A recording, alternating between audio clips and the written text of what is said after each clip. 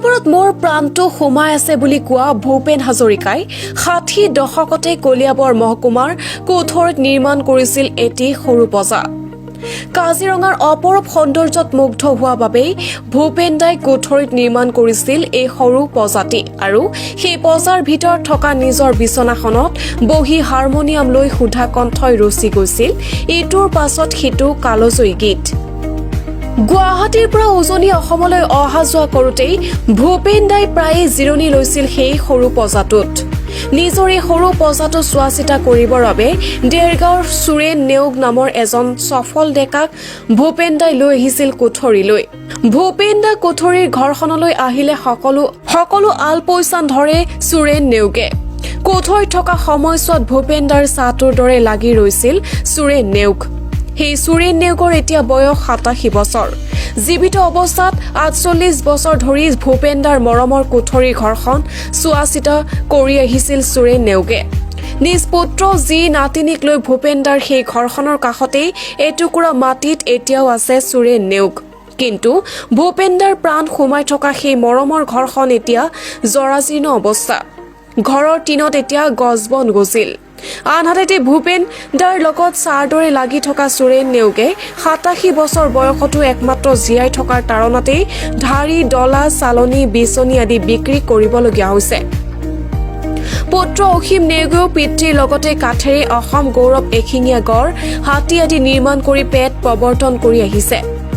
ভূপেন বৰদেউতাক লগ পোৱাৰ কথা সোঁৱৰিলে সুৰেন নেওগৰ পুত্ৰই। কিন্তু এইগৰাকী সুৰেন নেওগে আজিও নাপালে চৰকাৰী স্বীকৃতি।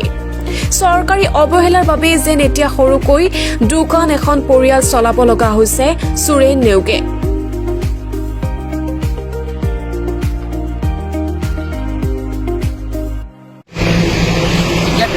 কিবা এটা নহয় কিবা এটা কৰিবই লাগিব। এতিয়াতো হালকোৰ পাব নোৱাৰোঁ। সেই গতিকে এইটোকে লৈ পেলাই সেই নাতি পুতিটোৰ লগত লগাই বোৱাৰীবিলাকেও লাগে আৰু মই আনি কৰি দিওঁ আৰু তাৰপৰা চলি আছোঁ আৰু কৰি মেলি। ভূপেন দাৰ লগত কিমান বছৰ থাকিল? ভূপেন দাৰ লগত ৪৭ বছৰ জিন্দা অৱস্থা বৰ্তমানলৈকে আছে। এতিয়ালৈকে আছোঁ আৰু ৪৭ পাৰ হৈছিল, ৪৮ বছৰে পালেগৈ। হ'লেও মই ৪৭ বছৰ ধৰিছোঁ আৰু তেখেতক তাৰমানে থেৰাপি কৰা। গুৱাহাটীত তেখেতে যেতিয়া লাষ্ট মৃত্যুৰ দিন ইয়াৰ পৰা গৈছিলে সেইদিনাখনো তেখেতক পালোঁ। পাই তেখেতক সেয়া অকণমান ধৰক হাতে ভৰিয়ে ধৰি পেলাই অকণমান তেখেতে ক'লে বাবা দৰে মোক অকণমান গাটো মালিচ কৰি দিয়ে, ভৰিকেইটা অকণমান মালিচ কৰি দিয়ে। সেইবিলাক অকণমান দুখো লাগে আৰু যিবিলাক কথা তেখেতে কৈ গৈছিলে সেইবিলাক আমি মানুহ হৈ পেলাই আজিলৈকে একো কৰিবই নোৱাৰিলোঁ। যিজন মানুহক বিশ্বই সেৱা কৰিছিলে আমিতো আৰু সেইখিনি কৰিব নোৱাৰিলোঁ। ক'বলৈ গ'লে কৰিব পৰাহেঁতেন আজি এনেকুৱা এটা গোটেই অসমৰ ৰাইজৰ সম্পত্তি যিটো মধ্য অসমত পৰি আছে কাজিৰঙা, এই কাজিৰঙাত তেখেতৰ গোটেই আত্মাটো সোমাই আছিলে আৰু তেখেতৰ লগত লিখাও আছে যে কলিয়াবৰ মোৰ অতি মৰমৰ আছিলে বুলি। কিন্তু এতিয়া আমি কলিয়াবৰ ৰাইজে যিমানখিনি পাৰা হৈ গৈছে আগবঢ়া গৈছিলে। এতিয়া আমাৰ বিধায়কে আজিকালি মানে সেই মাটিটো জেং হোৱাৰ পৰা তেখেতৰ অকণমান মানে পিছ পৰিব লগাত পৰি আছে। তেখেতৰ দুখ নাই, তেখেতেতো পৰাপক্ষত লাগিয়ে আছিলে। এতিয়া এইফালে বকিলে অকণমান মুখ্যমন্ত্ৰী হয়তো বেয়া পাই দিলে তেখেতে আৰু একো মাতবোল নকৰা আগফালে বন্ধ হৈ থাকে।